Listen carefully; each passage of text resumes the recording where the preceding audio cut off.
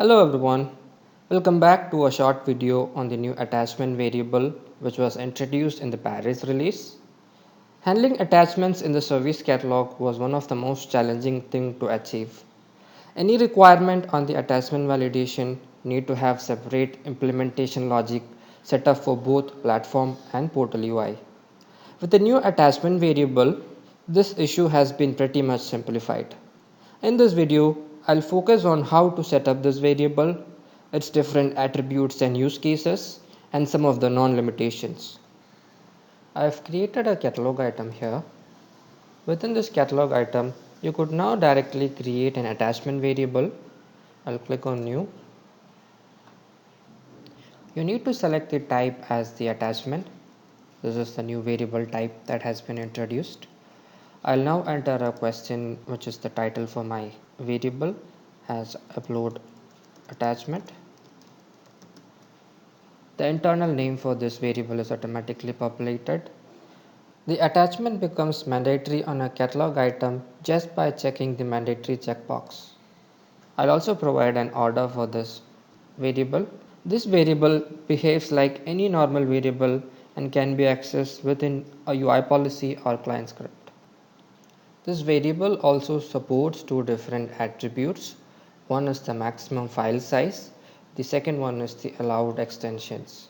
So if I go to type specifications, I can add two different attributes here. So let me just paste this over here.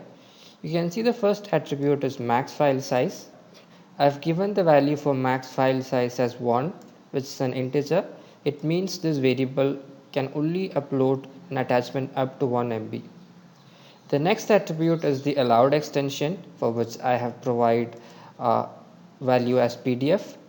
So this means that this specific attachment attribute will only allow PDF documents which is less than 1 MB to be uploaded.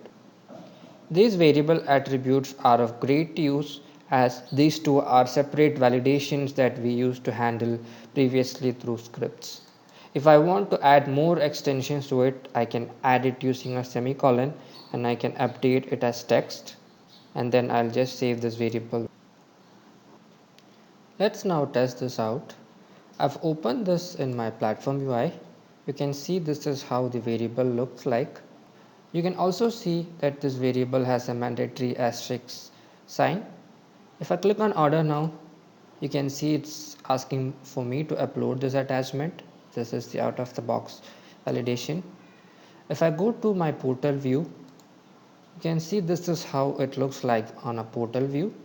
And if I click on add to cart here, you can see a similar message which is asking me to upload an attachment. So let's try to upload an attachment here. So I click on the required upload.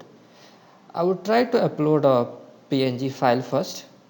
So when I upload a PNG, you can see the error message that the uploaded file is not permitted. Allowed types are PDF or text file. Let's now try to upload a file which is greater than 1 MB.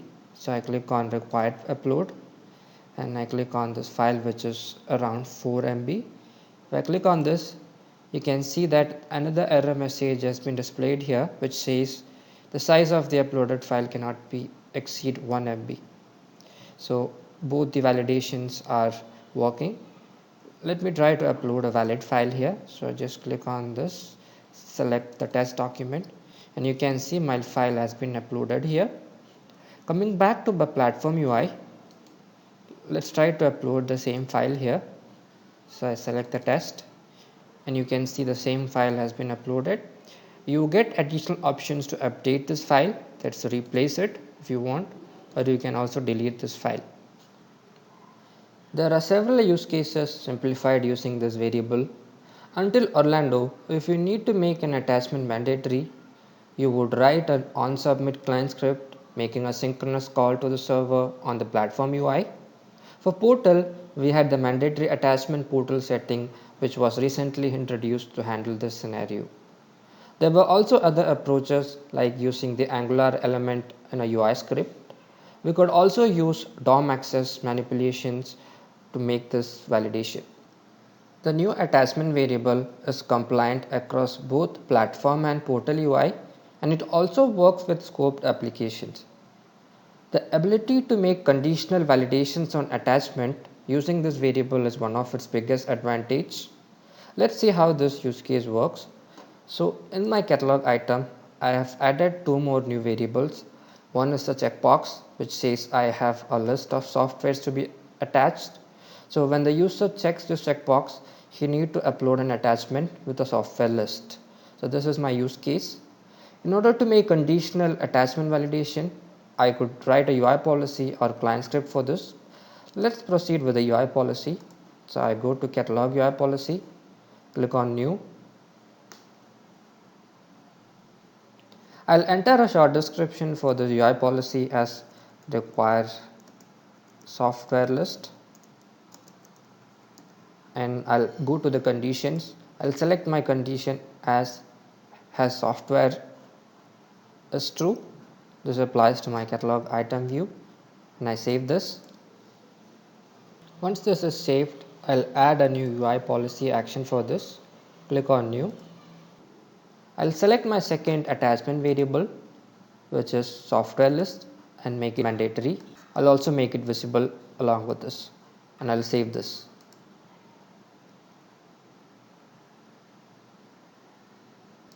Once this is saved, let's see how it works. So I'll go back to my catalog item in the platform UI. You can see the checkbox is added here. When I check on this checkbox, you can see an attachment variable has popped up, and this is now mandatory. If I click on this, you can see the two attachment variables are still mandatory. The same applies to portal as well. So if I go to my portal view, you can see this checkbox. Click on this checkbox, the new attachment variable is mandatory. If I click on order now, you can see that it's still mandatory. The attachment variable stores the sysID of the actual attachment. You could apply Glideform API methods like setValue, getValue to access or to set the attachment sysID on this variable. If you remember, we used the table sysID from the attachment table to validate attachments via client script. Since this variable stores the attachment sysID, it's now more easy to access the attachment attributes. For example, if you need to access an attachment name, you could do it directly using this attachment sysID instead of using the table sysID or the table name. You could also drive these validations in an onChange client script with an asynchronous server-side call, which works in both the portal and platform. Another use case which I can think for this attachment variable is to have a pre-attached template. You could attach template on this variable by setting a sysID of the attachment, and you could ask user to download it, provide their input. For example, you can have an Excel file which needs to collect data from user attached to this variable, or you could have a document where you need user signature, and you could ask user to download it from this attachment and then upload it back using the same attachment variable. Going to the attachment table, you can see how the data is stored for this variable. This is the table sysID which we spoke before. You can see what would be the table name for this.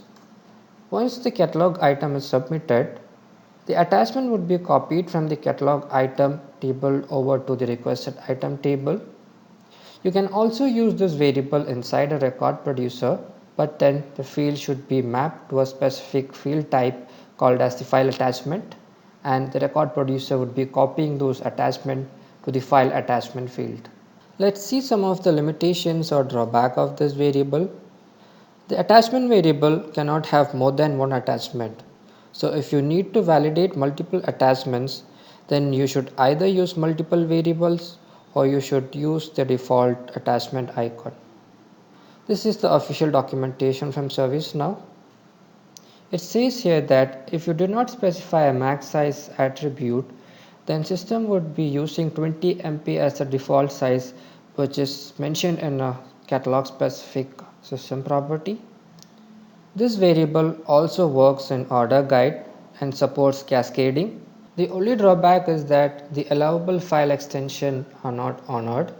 That is, if the order guide allows PDF and catalog item does not allow it, the PDF file would get cascaded over to the item. Since the attachment is copied over, it's recommended to have a less or a lower value for your max size to avoid any kind of performance issues. Few other pointers to note. This variable is not supported in a multi-row variable set. This variable is supported in flows and workflows. This is an added advantage. This variable is available in the condition builder, so you could query on the SysID of attachment. For this variable, item variable assignment is not supported in the order guide. Well, that's it on the attachment variable. Thanks for watching.